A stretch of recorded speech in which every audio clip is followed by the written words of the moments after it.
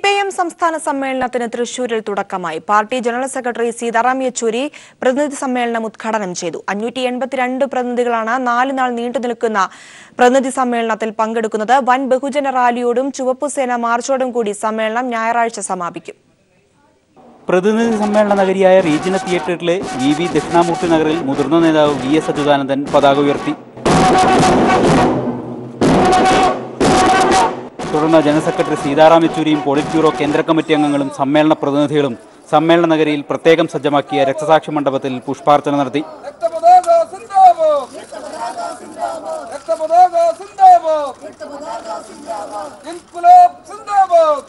തുടർന്ന് കേന്ദ്ര കമ്മിറ്റി അംഗം EP ജയരാജന്റെ താൽക്കാലിക അധ്യക്ഷതയിൽ സമ്മേളന നടപടികൾക്ക് തുടക്കമായി.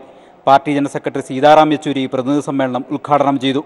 475 പ്രതിനിധികളും 87 സംസ്ഥാന കമ്മിറ്റി അംഗങ്ങളും 4 സംസ്ഥാന കമ്മിറ്റി ക്ഷണിതാക്കളും 16 നിരീക്ഷകരും ഉൾപ്പെടെ 582 പേരാണ് 4 നാൾ നീണ്ടുനിൽക്കുന്ന പ്രതിനിധി സമ്മേളനത്തിൽ പങ്കെടുക്കുന്നത്. കമ്മ്യൂണിസ്റ്റ് പാർട്ടിയുടെ സമഗ്ര ചരിത്രം 1-ാം ഭാഗത്തിന്റെ പ്രകാശനവും ഉദ്ഘാടന സമ്മേളന വേദിയിൽ നടന്നു.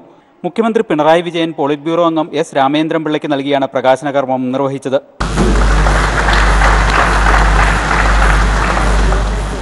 EP Jayarajan, PK Sainaba, K Somaprasad, Muhammad Riyas, Jaick C Thomas എന്നിവരടങ്ങുന്ന പ്രസീഡിയമാണ് സമ്മേളനം നിയന്ത്രിക്കുന്നത്. ജനറൽ സെക്രട്ടറിക്ക് പുറമെ PB അംഗങ്ങളായ പ്രകാശ് കാരാട്ട്, S രാമേന്ദ്രൻപിള്ള, പിണറായി വിജയൻ, AK പത്മനാഭൻ, കോടിയേരി ബാലകൃഷ്ണൻ, MA ബേബി എന്നിവരും സമ്മേളനത്തിൽ പങ്കെടുക്കുന്നുണ്ട്. സാമൂഹ്യ, സാംസ്കാരിക, സാഹിത്യ, കലാ, കായിക മേഖലകളിലെ പ്രമുഖരുടെ ഒരു നിര തന്നെ ഉദ്ഘാടന സമ്മേളനത്തിന് സാക്ഷിയാകാനെത്തി. 25-ന് വൻപിച്ച ബഹുജന റാലിയോടും ചുവപ്പ് സേനാ മാർച്ചോടും കൂടി ഈ സമ്മേളനം സമാപിക്കും. പോയ കാലത്തെ പ്രവർത്തനങ്ങളെ സമഗ്രമായി വിലയിരുത്തുന്ന ചർച്ചകളാവും ഇനിയുള്ള 4 നാൾ നടക്കുക. വരുംകാലത്തെ ശോഭനമാക്കാനുള്ള നയരൂപീകരണങ്ങളും സമ്മേളനത്തിലുണ്ടാകും. തൃശ്ശൂരിലെ സംസ്ഥാന സമ്മേളന വേദിയിൽ നിന്നും സാലി മുഹമ്മദ്. കൂടുതൽ വിവരങ്ങളുമായി സാലി മുഹമ്മദ് ചേരുകയാണ്. സാലി, അങ്ങനെ പ്രതിനിധി സമ്മേളനത്തിന് തുടക്കമായിരിക്കുകയാണ്. പ്രവർത്തന റിപ്പോർട്ട് സംസ്ഥാന സെക്രട്ടറി കോടിയേരി ബാലകൃഷ്ണൻ എപ്പോഴാണ് അവതരിപ്പിക്കുന്നത്?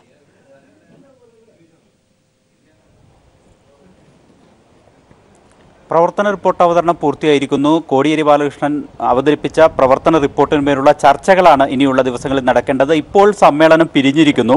ഇനി പ്രതിനിധികൾ ജില്ലകൾ തിരിച്ച് ഗ്രൂപ്പ് ചർച്ചയാണ് നടത്തേണ്ടത്. അത് ഇന്ന് രാത്രി തന്നെ പൂർത്തിയാക്കാനാണ് പ്രസിഡിയം നിർദ്ദേശിച്ചിരിക്കുന്നത്. അങ്ങനെയാണെങ്കിൽ ഇപ്പോൾ റിപ്പോർട്ട് അവതരിപ്പിച്ചുകൊണ്ട് സമ്മേളനം, ഇന്നത്തെ പ്രതിനിധി സമ്മേളനത്തിൻ്റെ ഒരു ഘട്ടം അവസാനിച്ചിരിക്കുന്നു. ഇന്ന് രാത്രിയോടുകൂടി ജില്ല തിരിച്ചുള്ള ഗ്രൂപ്പ് ചർച്ച നടക്കും. നാളെ രാവിലെ വീണ്ടും 9:30-ക്ക് സമ്മേളനം ആരംഭിക്കുമ്പോൾ പൊതുചർച്ചയിലേക്ക് കടക്കുക എന്നുള്ളതാണ് അജണ്ടയിൽ നിശ്ചയിച്ചിരിക്കുന്നത്. അതനുസരിച്ചാണെങ്കിൽ ഇപ്പോൾ തന്നെ ജില്ലകൾ തിരിച്ച് ഓരോ ജില്ലകളിൽ നിന്നുള്ള പ്രതിനിധികൾ ആ റിപ്പോർട്ടിന്മേൽ തങ്ങളുടെ ജില്ലാ ഘടകം എന്ത് നിലപാട് സ്വീകരിക്കണം എന്നതിനെ സംബന്ധിച്ച് ഗ്രൂപ്പ് ചർച്ച നടത്തി തീരുമാനമെടുക്കുകയും ആ ഗ്രൂപ്പ് ചർച്ചയിൽ തീരുമാനിക്കുന്ന പ്രതിനിധികൾ അതാത് ജില്ലകളെ പ്രതിനിധീകരിച്ചുകൊണ്ട് പൊതുചർച്ചയിൽ പങ്കെടുക്കും. അതാണ് കമ്മ്യൂണിസ്റ്റ് പാർട്ടിയുടെ സമ്മേളനങ്ങളിലെ സംഘടനാ രീതി. അത് തന്നെയായിരിക്കും നടക്കുക.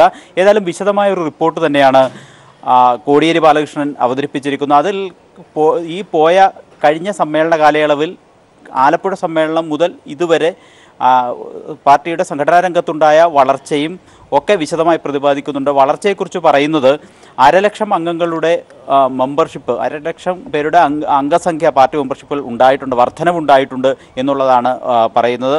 ബ്രാഞ്ചുകളുടെ എണ്ണത്തിലും ലോക്കൽ കമ്മിറ്റികളുടെ എണ്ണത്തിലും ഏരിയ കമ്മിറ്റികളുടെ എണ്ണത്തിലും പൊതുവിൽ വർധനവുണ്ടായിട്ടുണ്ട്. അത് കണക്കുകൾ ഇപ്രകാരമാണ്. 29,841 ബ്രാഞ്ചുകൾ ഉണ്ടായിരുന്നത് 31,767 ബ്രാഞ്ചുകളായും, ലോക്കൽ കമ്മിറ്റികൾ 92-ൽ നിന്ന് 2,093-ആയും, ഏരിയ കമ്മിറ്റികൾ 222-ൽ നിന്ന് 209-ആയും വർദ്ധിച്ചതായി ഈ റിപ്പോർട്ടിൽ പറയുന്നു. മാത്രമല്ല, ഈ സമ്മേളന കാലയളവിൽ പാർട്ടിയുടെ വിവിധ ഘടകങ്ങൾ വിവിധ മേഖലകളിൽ നടത്തിയ സാമൂഹ്യ പ്രവർത്തനങ്ങൾ, സാമൂഹ്യ ഇടപെടലുകൾ വിശദമാക്കുന്നുണ്ട്.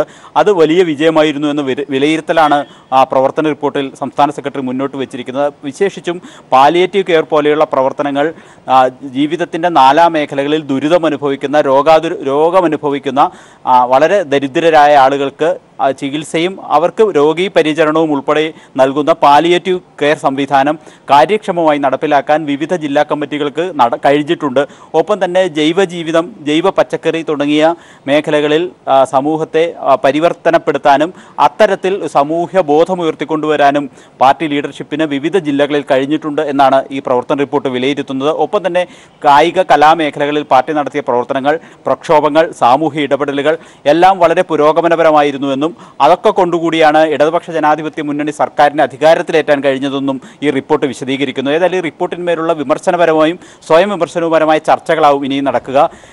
ഇനിയുള്ള 3 ദിവസങ്ങളിൽ ഇതിന്മേൽ വിശദമായ ചർച്ച, യാതൊരു ഒളിയും മറയും ഇല്ലാതെ തന്നെ പാർട്ടി പ്രവർത്തകർ, പ്രതിനിധികൾ ഈ റിപ്പോർട്ടിലെ ചില ഘടകങ്ങളെ വിമർശിക്കും, ചിലതിനെ പിന്തുണയ്ക്കും. ചുരുക്കത്തിൽ വളരെ ആഴത്തിലുള്ള ഇഴകീറി പരിശോധനയായിരിക്കും കഴിഞ്ഞ 3 വർഷക്കാലം CPIM കേരളത്തിൽ നടത്തിയ പ്രവർത്തനങ്ങളെ സംബന്ധിച്ച് പ്രതിനിധികൾ നടത്തുക. അതിനുശേഷം മറുപടിയോടുകൂടി ഈ പ്രതിനിധി സമ്മേളനത്തിൻ്റെ ഒരു ഘട്ടം അവസാനിക്കുകയും ഞായറാഴ്ച രാവിലെ പുതിയ കമ്മിറ്റിയെയും ആ കമ്മിറ്റി യോഗം ചേർന്ന് പുതിയ സെക്രട്ടറിയും തിരഞ്ഞെടുക്കുന്നതോടുകൂടി സമ്മേളനം സമാപിക്കും.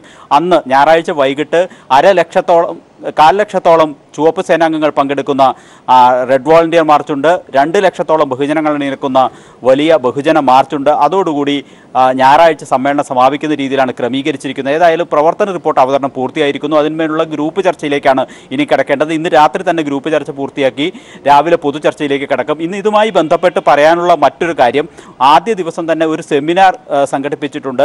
തേക്കിൻകാട് മൈതാനിയിൽ സംസ്കാരവും പ്രത്യയശാസ്ത്രവും എന്ന വിഷയത്തെ അടിസ്ഥാനമാക്കി ഒരു സെമിനാർ സംഘടിപ്പിച്ചിരിക്കുന്നു. അതിൽ പ്രൊഫസർ MK സാനുമാഷാണ് മുഖ്യാതിഥിയായി പങ്കെടുക്കുന്നത്. ഒപ്പം UA Khader, party polit bureau അംഗങ്ങളായ വൃന്ദ കാരാട്ട്, MA ബേബി, M മുകുന്ദൻ, മന്ത്രി KT ജലീൽ, MLA കൂടിയായ ചലച്ചിത്ര താരം മുകേഷ് എന്നിവർ ഈ സെമിനാറിൽ പങ്കെടുക്കുമെന്നാണ് അറിയിച്ചിരിക്കുന്നത്. അതൊരു 6 മണിയോടുകൂടി ആരംഭിക്കും. CPIM സംസ്ഥാന സമ്മേളനത്തിന്റെ പ്രതിനിധി സമ്മേളനത്തിന് തുടക്കമായിരിക്കുകയാണ്. പ്രവർത്തന റിപ്പോർട്ട് സംസ്ഥാന സെക്രട്ടറി കോടിയേരി ബാലകൃഷ്ണൻ അവതരിപ്പിച്ചിരിക്കുന്നു. വിവരങ്ങൾ നൽകിയത് സാലി മുഹമ്മദ്. രാജ്യത്ത് നടമാടിയ വൻ കുംഭകോണങ്ങളിൽ പ്രധാനമന്ത്രി മൗനേന്ദ്രമോദി ആവുകയാണെന്ന് സീതാറാം യെച്ചൂരി. BJP അക്രമ രാഷ്ട്രീയത്തെ പ്രോത്സാഹിപ്പിക്കുകയും RSS മതനിരപേക്ഷതയെ തകർക്കുകയാണെന്നും യെച്ചൂരി. ഉദ്ഘാടന പ്രസംഗത്തിൽ കേന്ദ്ര സർക്കാരിനും BJPക്കുമെതിരെ രൂക്ഷ വിമർശനങ്ങളാണ് യെച്ചൂരി ഉന്നയിച്ചത്. പ്രധാനമന്ത്രി മൻമോഹൻ സിംഗിന്റെ മൗനത്തെ വിമർശിച്ചിരുന്ന നരേന്ദ്രമോദി ഇപ്പോൾ നടക്കുന്ന വൻ കുംഭകോണങ്ങളെക്കുറിച്ച് പ്രതികരിക്കാതെ മൗനേന്ദ്രമോദിയായെന്ന് സീതാറാം യെച്ചൂരി പരിഹസിച്ചു. കുംഭകോണം ഉൾപ്പെടെയുള്ള പ്രധാന പ്രശ്നങ്ങളെപ്പറ്റി പ്രതികരിക്കാതെ പ്രധാനമന്ത്രി കുട്ടികളോട് റേഡിയോയിലൂടെ പരീക്ഷയെക്കുറിച്ച് സംസാരിക്കുകയാണെന്നും യെച്ചൂരി പറഞ്ഞു. Now more in the papers today, more have come. People who have actually taken loans and absconding. Before the cases are filed, they know cases are going to be filed and they go away. And the Prime Minister doesn't say a word. You find the gentleman with him in Davos in a photograph, feted by him, no word. Now you have our Prime Minister Narendra Modi is actually he is also not speaking. So all we can say is he is Maunendra Modi, and the man who is not talking anything about any of these scams. BJP സർക്കാർ രാജ്യത്ത് വർഗീയവൽക്കരണം ശക്തിപ്പെടുത്തുകയാണ്. Parliamentary സംവിധാനങ്ങളെ പിടിച്ചെടുക്കാനാണ് RSS ശ്രമിക്കുന്നത്. ചരിത്രത്തിലാദ്യമായാണ് രാഷ്ട്രപതിയും ഉപരാഷ്ട്രപതിയും സ്പീക്കറും RSS നോമിനികളാവുന്നത്. Not നിരോധിച്ചും GST നടപ്പിലാക്കിയും ജനജീവിതം ദുസ്സഹമാക്കിയ കേന്ദ്ര സർക്കാരിനെതിരെ ശക്തമായ പ്രതിഷേധം ഉയർന്നുവരേണ്ട ഘട്ടമാണിത്. ബദൽ നയങ്ങൾ ഉയർത്താൻ ഇടതുപക്ഷത്തിനെ സാധിക്കൂ. പോരാട്ടങ്ങളിലൂടെ ഇടതു പാർട്ടികളുടെ ഐക്യം ശക്തിപ്പെടുത്തുമെന്നും യെച്ചൂരി പറഞ്ഞു. തൃശൂരിൽ നിന്നും PV കുട്ടൻ. അക്രമം CPIMന്റെ നയമല്ലെന്ന് CPIM general secretary Sitaram Yechury. എന്നാൽ പാർട്ടി പ്രവർത്തകർക്കെതിരെയുള്ള അക്രമങ്ങൾ പ്രതിരോധിക്കുമെന്ന് CPIM 22ാം സംസ്ഥാന സമ്മേളനം ഉദ്ഘാടനം ചെയ്തുകൊണ്ട് സീതാറാം യെച്ചൂരി പറഞ്ഞു. CPIM വലിയ വെല്ലുവിളികളാണ് നേരിടുന്നതെന്നും അദ്ദേഹം ചൂണ്ടിക്കാട്ടി. അക്രമം RSSന്റെ പ്രവർത്തന ശൈലിയാണെന്ന് CPIM general secretary Sitaram Yechury പറഞ്ഞു. CPIM അക്രമങ്ങളെ പ്രോത്സാഹിപ്പിക്കുന്ന പാർട്ടിയല്ല. എന്നാൽ CPIM പ്രവർത്തകർ നിരന്തരം അക്രമത്തിനിരയായിക്കൊണ്ടിരിക്കുകയാണ്. കേരളത്തിൽ മാത്രം 577 CPIM പ്രവർത്തകർ രക്തസാക്ഷികളായി. പ്രവർത്തകരെ സംരക്ഷിക്കാൻ വേണ്ടി പാർട്ടി അക്രമങ്ങളെ പ്രതിരോധിക്കും. ഈ പ്രതിരോധങ്ങളെ തെറ്റായ രീതിയിൽ വ്യാഖ്യാനിക്കുകയാണെന്നും യെച്ചൂരി കൂട്ടിച്ചേർത്തു. The three internal enemies for the RSS efforts to establish a Hindu Rashtra are the Muslims, the Christians and the communists. These three are their main impediments for their object, to achieve their object. But there is another dimension. We require to fight this for protection of minorities. We require to fight this for protection of the Indian Secular Democratic Republic. But we need to fight this as communists. Because this communalism, communal polarization, disrupts the unity of those very classes, the most exploited classes, which is the backbone of our strength to achieve our people's democratic revolution. RSS രാജ്യമെങ്ങും CPIMനെ വേട്ടയാടുകയാണ്. ത്രിപുരയിൽ വിഘടനവാദികളെ അടക്കം കൂട്ടുപിടിച്ചാണ് BJP CPIMനെതിരെ മത്സരിച്ചത്. ത്രിപുരയിൽ 8ാം തവണയും CPIM അധികാരത്തിൽ വരുമെന്നും യെച്ചൂരി പറഞ്ഞു. BJPക്കെതിരെ ദേശീയ തലത്തിൽ ഇടതുപക്ഷ ബദൽ ഉയർത്തിക്കൊണ്ടുവരും. ജനകീയ പോരാട്ടങ്ങളിലൂടെ ഇടതുപക്ഷ ബദൽ ശക്തിപ്പെടുത്തുമെന്നും യെച്ചൂരി പറഞ്ഞു. RSSും BJPയും രാജ്യത്ത് നടപ്പിലാക്കിക്കൊണ്ടിരിക്കുന്ന ജനാധിപത്യ വിരുദ്ധ നടപടികൾ എണ്ണിപ്പറഞ്ഞായിരുന്നു സീതാറാം യെച്ചൂരിയുടെ ഉദ്ഘാടന പ്രസംഗം. സമ്മേളന നഗരിയിൽ നിന്നും PV കുട്ടൻ. സർക്കാരിനെതിരായുള്ള ആസൂത്രിത നീക്കത്തെ ചെറുത്തു തോൽപ്പിക്കണമെന്ന VS അച്യുതാനന്ദൻ സമ്മേളന നഗരിയിൽ പതാക ഉയർത്തിയതിനു ശേഷം സംസാരിക്കുകയായിരുന്നു അദ്ദേഹം. വർഗീയ ഫാസിസ്റ്റ് പ്രവണതകളും രാജ്യത്തിന്റെ നിലനിൽപ്പിന് തന്നെ ഭീഷണി ഉയർത്തുന്ന കാലമാണിത്.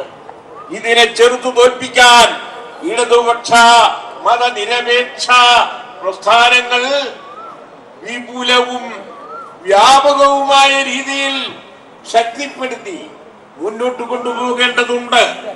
അതോടൊപ്പം ഒരു നവകേരളം സൃഷ്ടിക്കുവാനുള്ള ശ്രമങ്ങളുമായി മുന്നോട്ടു പോകുന്ന സംസ്ഥാനത്തെ ഇടതുപക്ഷ ജനാധിപത്യ മുന്നണിയുടെ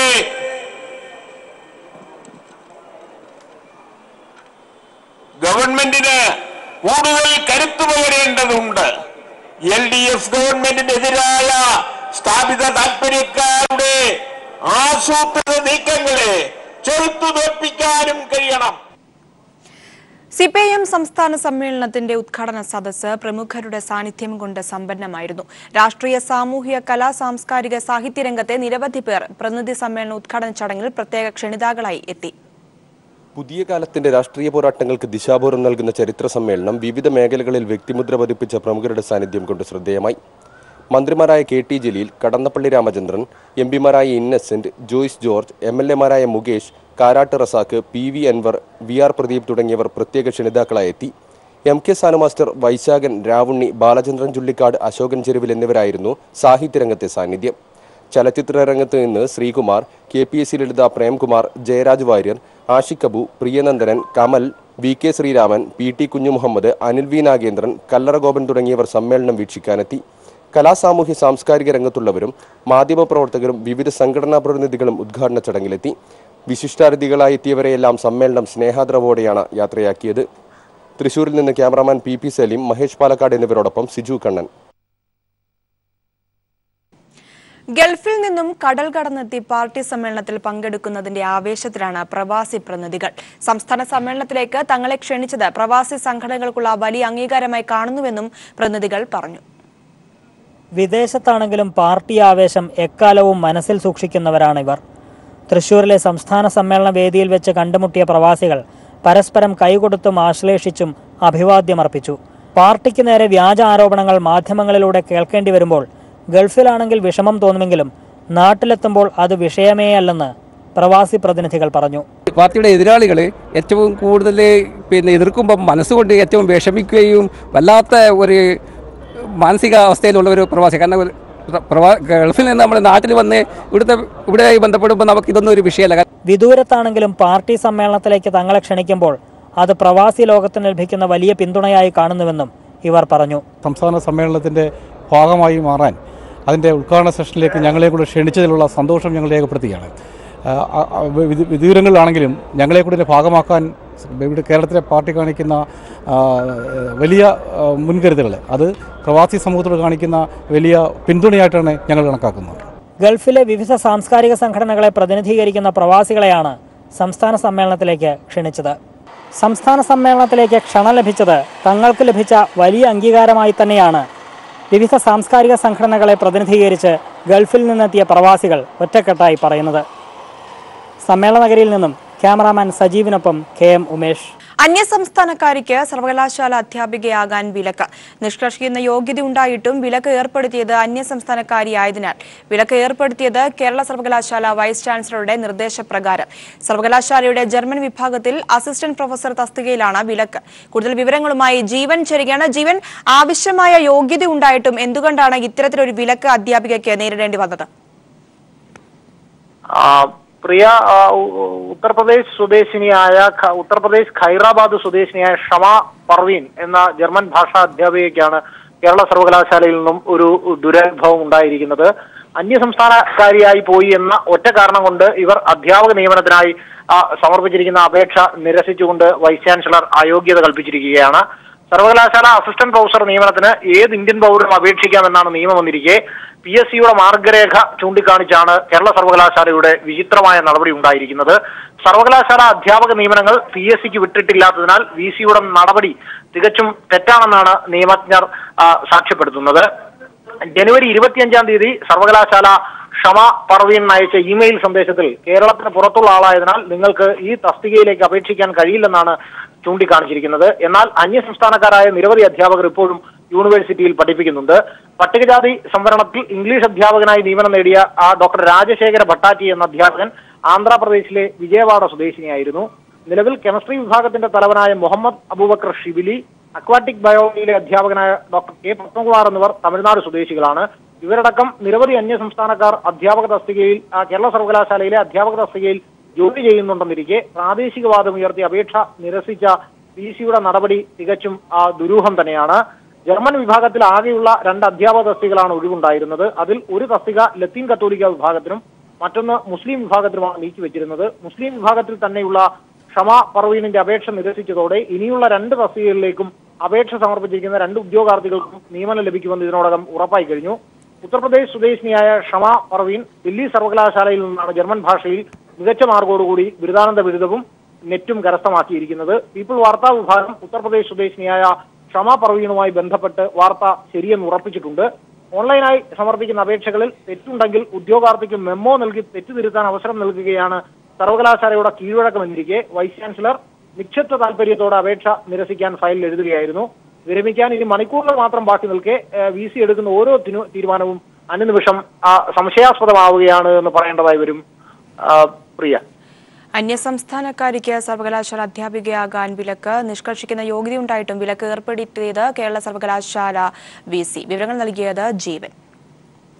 കണ്ണൂർ VC ഡോക്ടർ ഗോപിനാഥ് രവീന്ദ്രന് ഫെബ്രുവരി 24 രാവിലെ മുതൽ കേരള സർവകലാശാല വൈസ് ചാൻസലറുടെ അധിക ചുമതല നൽകിക്കൊണ്ട് ചാൻസലർ കൂടിയായ governor Shri justice P. Sathasivam ഉത്തരവിട്ടു. ഫെബ്രുവരി 23-നാണ് കേരള VCയുടെ ഔദ്യോഗിക കാലാവധി തീരുന്നത്. ഹാദിയ ഷെഫിൻ ജഹാൻ വിവാഹം പരസ്പര സമ്മതത്തോടെയാണ് നടന്നതെന്ന് സുപ്രീം കോടതി പറഞ്ഞു. ഇത് ബലാത്സംഗ കേസല്ല. വിവാഹത്തിലൂടെ ഹാദിയയെ സിറിയയിലേക്ക് കടത്താൻ പദ്ധതി ഉണ്ടായിരുന്നുവെന്ന ആരോപണത്തിന് അച്ഛൻ അശോകനോട് വിശദീകരണം നൽകാനും സുപ്രീം കോടതി ആവശ്യപ്പെട്ടു. ഹാദിയ എളുപ്പത്തിൽ വഴിതെറ്റിപ്പോകാൻ സാധ്യതയുള്ള പെണ്ണെന്ന് അച്ഛൻ അശോകൻ പറഞ്ഞു. ഹാദിയ കേസ് മാർച്ച് 8-ന് സുപ്രീം കോടതി വീണ്ടും പരിഗണിക്കും. ഹാദിയ കേസിൽ അച്ഛൻ അശോകന്റെ വാദമാണ് ഇന്ന് സുപ്രീം കോടതിയിൽ പ്രധാനമായും നടന്നത്. മകൾ ഹാദിയെ എളുപ്പത്തിൽ മനസ്സുമാറ്റാൻ കഴിയും, അക്കാരണത്താൽ വഴിതെറ്റിപ്പോകാൻ സാധ്യതയുള്ള പെൺകുട്ടിയാണെന്നും അശോകന് വേണ്ടി ഹാജരായ മുതിർന്ന അഭിഭാഷകൻ ഷാൻ ദിവാൻ പറഞ്ഞു. എന്നാൽ അതുകൊണ്ട് മാത്രം ഒരു വിവാഹം റദ്ദാക്കാൻ കോടതിക്ക് കഴിയില്ലെന്ന് ചീഫ് ജസ്റ്റിസ് അധ്യക്ഷനായ ബെഞ്ച് പരാമർശിച്ചു. ഹാദിയ ഷഹീൻ ജഹാൻ വിവാഹം പരസ്പര സമ്മതത്തോടെയാണ് നടന്നത്. ഇത് ബലാത്സംഗ കേസല്ല. അതുകൊണ്ട് തന്നെ പങ്കാളികൾക്കിടയിലെ സമത്വത്തെക്കുറിച്ച് അന്വേഷണം നടത്താൻ കഴിയുമോ എന്നും കോടതി ചോദിച്ചു. മകളെ മുസ്ലിമാക്കി സിറിയയിലേക്ക് കടത്താനായിരുന്നു ശ്രമമെന്ന വാദത്തെയും കോടതി അംഗീകരിച്ചില്ല. ഇക്കാര്യത്തിൽ വിശദീകരണം നൽകണം. മറ്റൊരു രാജ്യത്തേക്ക് കടത്താനായിരുന്നു ശ്രമമെങ്കിൽ ഇടപെടേണ്ടത് പോലീസാണ്. ഇത്തരം സാഹചര്യങ്ങളിൽ ഇടപെടാൻ അതാത് സർക്കാരുകൾക്ക് അധികാരമുണ്ടെന്നും കോടതി ഓർമ്മിപ്പിച്ചു. ഹാദിയ നൽകിയ സത്യവാങ്മൂലത്തിന് മറുപടി നൽകാൻ അച്ഛൻ അശോകനും NIAയ്ക്കും സുപ്രീം കോടതി അനുമതി നൽകി. ഒരാഴ്ചയ്ക്കകം മറുപടി നൽകണം. മാർച്ച് 8-ന് കേസ് വീണ്ടും പരിഗണിക്കും. News bureau, Delhi. Punjab national bank തട്ടിപ്പ് നടത്തിയ നീരവ് മോദിയുടെ 9 ആഡംബര കാറുകൾ ആദായ നികുതി വകുപ്പ് പിടിച്ചെടുത്തു. റോൾസ് റോയൽസ്, പോർഷെ അടക്കമുള്ള വാഹനങ്ങളാണ് പിടിച്ചെടുത്തത്. ഇവയുടെ ആകെ മൂല്യം 8 കോടി വരുമെന്ന് കണക്കാക്കുന്നു. കൂടാതെ നീരവ് മോദിയുടെയും മെഹുൽ ചോക്സിയുടെയും ഫിക്സഡ് ഡിപ്പോസിറ്റുകളും ആദായ നികുതി വകുപ്പ് കണ്ടുകെട്ടി. 11,000 കോടിയുടെ തട്ടിപ്പ് നടത്തി രാജ്യം വിട്ട നീരവ് മോദിയും മെഹുൽ ചോക്സിയും ഇന്ത്യയിൽ വിവിധ ആവശ്യങ്ങൾക്ക് ഉപയോഗിച്ചിരുന്ന അത്യാഡംബര കാറുകളാണ് ആദായ നികുതി വകുപ്പ് പിടിച്ചെടുത്തത്. റോൾസ് റോയലിന്റെ ഏറ്റവും പുതിയ മോഡലുകളിലൊന്നായ ഗോസ്റ്റ്, 2 ബെൻസ്, 1 പോർഷെ, 3 ഹോണ്ട കാറുകൾ, 1 ടൊയോട്ട ഇന്നോവ എന്നിവയാണ് പിടിച്ചെടുത്തത്. ഇവയുടെ ആകെ മൂല്യം 8 കോടി വരുമെന്ന് കണക്കാക്കുന്നു. കാറുകൾ കൂടാതെ 2 പേരുടെയും പേരിൽ വിവിധ ബാങ്കുകളിലുള്ള 94.52 കോടിയുടെ ഫിക്സഡ് ഡെപ്പോസിറ്റുകളും ആദായ നികുതി വകുപ്പ് പിടിച്ചെടുത്തു. ഇതിൽ മെഹുൽ ചോക്സിയുടെ പേരിലുള്ള 86.72 കോടി രൂപ ഉൾപ്പെടുന്നു. ഇതുൾപ്പെടെ 5,736 കോടിയുടെ ആസ്തികൾ പഞ്ചാബ് ബാങ്ക് തട്ടിപ്പ് കേസുമായി ബന്ധപ്പെട്ട് ആദായ നികുതി വകുപ്പ് പിടിച്ചെടുത്തിട്ടുണ്ട്. നീരവ് മോദിയുടെ ബിനാമി കമ്പനികളെന്ന് സംശയിക്കുന്ന ചില സ്ഥാപനങ്ങളിൽ CBI റെയ്ഡ് തുടരുന്നു. News bureau, Delhi. വിവാദ ഭൂമി ഇടപാടിൽ കർദിനാളിനെതിരെ കേസെടുക്കണമെന്ന ഹർജിയിൽ ഹൈക്കോടതിയിൽ തിങ്കളാഴ്ചയും വാദം തുടരും. സമാന ആവശ്യങ്ങളുമായി എത്തിയ 2 ഹർജികളിൽ ഒരെണ്ണം കോടതി തള്ളി. ഹർജി നിയമപരമായി നിലനിൽക്കില്ലെന്ന് ചൂണ്ടിക്കാട്ടി പെരുമ്പാവൂർ സ്വദേശി ജോഷി സമർപ്പിച്ച ഹർജിയാണ് തള്ളിയത്. അതിരൂപതയുടെ ഭൂമി ട്രസ്റ്റിന്റെ പരിധിയിൽ വരുമോ എന്ന കാര്യത്തിലാണ് വാദപ്രതിവാദം നടക്കുന്നത്. അതിനിടെ കർദിനാൾ സ്ഥാനത്യാഗം ചെയ്യണമെന്നാവശ്യപ്പെട്ട് ആർച്ച് ഡയസിയൻ മൂവ്മെന്റ് ഫോർ ട്രാൻസ്പറൻസി എന്ന സംഘടന ബിഷപ്പ് ഹൌസിന് മുന്നിൽ പ്രതിഷേധം നടത്തി. പ്ലക്കാർഡുകൾ പിടിച്ച് വായ് മൂടിക്കെട്ടിയായിരുന്നു സമരം. സഭയുടെ സ്വത്ത് ആരുടെയും സ്വകാര്യ സ്വത്തല്ലെന്നും വിശ്വാസികളുടെ സ്വത്താണെന്നും ഇവർ പറഞ്ഞു. വരും ദിവസങ്ങളിൽ കർദിനാളിനെതിരായ പ്രത്യക്ഷ സമരം ശക്തമാക്കുമെന്നും ഞായറാഴ്ച എല്ലാ ഫൊറോനുകളിലും പ്രതിഷേധ കൂട്ടായ്മകൾ സംഘടിപ്പിക്കുമെന്നും ഇവർ അറിയിച്ചു. കണ്ണൂർ അഴീക്കോട് തെക്കുഭാഗം ബ്രാഞ്ച് കമ്മിറ്റി ഓഫീസിന് നേരെ ആക്രമണത്തിനു പിന്നിൽ RSS പ്രവർത്തകരാണെന്ന് CPIM പ്രാദേശിക നേതൃത്വം. ഇന്നലെ നടന്ന സമാധാന യോഗം കഴിഞ്ഞ് മണിക്കൂറുകൾക്കുള്ളിലാണ് RSS ഇങ്ങനെയൊരു ആക്രമണം അഴിച്ചുവിട്ടത്. ഇന്ന് പുലർച്ചെയാണ് Azhikode Thekkumbhagam CPIM branch committee ഓഫീസിന് നേരെ ആക്രമണമുണ്ടായത്. ഓഫീസിന് നേരെ ആക്രമികൾ ബോംബെറിയുകയായിരുന്നു. ഓഫീസിന് നേരെ ബോംബറിന് ശേഷം ആക്രമികൾ സാധന സാമഗ്രികൾ അടിച്ചു തകർക്കുകയായിരുന്നു. തെക്കുഭാഗത്തിന് സമീപമുള്ള Poothappara CPIM branch committee office കഴിഞ്ഞ ദിവസം RSSകാർ പൂർണ്ണമായി അടിച്ചു തകർത്തിരുന്നു. ഇന്ന് പുലർച്ചെ എത്ര മാരകമായി ബോംബാണ് ഇവിടെ പ്രയോഗിച്ചിട്ടുള്ളത്. നമ്മൾ അഴീക്കോട് പഞ്ചായത്തിൽ പൊതുവെ ബോംബ് രാഷ്ട്രീയം വളരെ അപൂർവമാണ്. എന്നാൽ അടുത്ത കാലത്തെ BJPക്കാർ RSSകാരും മാരകമായ ബോംബുകൾ ഉപയോഗിച്ചുകൊണ്ടാണ് പാർട്ടി ആഫീസുകൾ തകർത്തുകൊണ്ടിരിക്കുന്നത്. സമാധാനം മാത്രം കാംക്ഷിക്കുന്ന ഒരു പ്രദേശത്താണ് RSSകാർ ഈ ആക്രമണം നടത്തുന്നത്. അതിൽ ശക്തമായി പ്രതിഷേധിക്കുന്നതോടൊപ്പം തന്നെ ഈ RSS ആക്രമി സംഘത്തിനെതിരായി അതിശക്തമായ നടപടി പോലീസിൻ്റെ ഭാഗത്തുനിന്ന് ഉണ്ടാവണം. ഇന്നലെ നടന്ന സമാധാന യോഗം കഴിഞ്ഞ് മണിക്കൂറുകൾക്കുള്ളിലാണ് RSS ഇങ്ങനെയൊരു ആക്രമണം അഴിച്ചുവിട്ടത്. ജനങ്ങളുടെ സമാധാന ജീവിതം തകർക്കുന്ന നിലപാടുമായാണ് RSS മുന്നോട്ട് പോകുന്നതെന്ന് CPIM പ്രാദേശിക നേതൃത്വം പറയുന്നു. News bureau, Kannur. ഒരു മാസം കൊണ്ട് 4 ലക്ഷറി അപ്പാർട്ട്മെന്റ് പ്രൊജക്ടുകളുടെ ഹാൻഡിംഗ് ഓവർ പൂർത്തിയാക്കി സ്കൈലൈൻ ബിൽഡേഴ്സ് റെക്കോർഡ് ഉയരത്തിലേക്ക്. കോഴിക്കോട് ചേവരമ്പലത്തെ ക്രസന്റോ അപ്പാർട്ട്മെന്റാണ് ഹാൻഡിംഗ് ഓവർ ചെയ്തത്. കേരളത്തിലെ വിവിധ നഗരങ്ങളിലായി നിലവിൽ നിർമ്മാണത്തിലിരിക്കുന്ന 8 പ്രൊജക്ടുകൾ 1 വർഷത്തിനകം പൂർത്തിയാക്കി കൈമാറുമെന്ന് Skyline Builders DMD CMT KV Abdul Azeez പറഞ്ഞു. നിർമ്മിതികളുടെ ഗുണനിലവാരം, വിശ്വാസ്യത, സുതാര്യത എന്നിവയിലൂടെയാണ് സ്കൈലൈൻ പ്രൊജക്ടുകളുടെ വളർച്ചയെന്നും അദ്ദേഹം കൂട്ടിച്ചേർത്തു. കൊച്ചിയിൽ നടന്ന വാർത്താ സമ്മേളനത്തിൽ Skyline marketing vice president R Rajmohan, finance വിഭാഗം വൈസ് പ്രസിഡന്റ് ജിജോ ആലപ്പാട്ട എന്നിവർ പങ്കെടുത്തു. ശാന്തിഗിരി ആശ്രമത്തിന്റെ പൂജിത പീഠം സമർപ്പണം സമ്മേളന ശാന്തിഗിരിയിൽ നടന്നു. കേന്ദ്ര ന്യൂനപക്ഷ ക്ഷേമ വകുപ്പ് മന്ത്രി മുക്താർ അബ്ബാസ് നഖ്വി സമ്മേളനം ഉദ്ഘാടനം ചെയ്തു. തെലങ്കാന പട്ടികജാതി വികസന മന്ത്രി G ജഗദീഷ് റെഡ്ഡി മുഖ്യാതിഥിയായിരുന്നു. C ദിവാകരൻ MLA, BJP സംസ്ഥാന president Kummanam Rajasekharan, BSF director general K Sharma IPS, Palode Ravi, Swami Chaitanya Jnana Tapasvi, സ്വാമി ഗുരുരത്നം ജ്ഞാന തപസ്വി എന്നിവർ പരിപാടിയിൽ പങ്കെടുത്തു.